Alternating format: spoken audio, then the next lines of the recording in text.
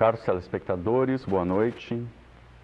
Hoje nós teremos uma transmissão especial do nosso programa, possivelmente a minha última. E com ela trago um comunicado a fazer para todos vocês. Descobri algo nas últimas semanas que tem me assombrado desde então. Palavras não serão o bastante para descrever o que descobri. Portanto, eu vou precisar mostrar. E talvez isso venha assombrar vocês, assim como tem me assombrado. Mas a minha profissão, o meu trabalho, foi revelar a verdade durante todos esses anos.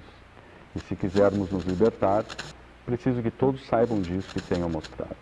Por isso, peço que todos sintonizem bem seus aparelhos. Não cruzem suas pernas, isso é importante. Mas fiquem confortáveis com a coluna reta e observem com atenção.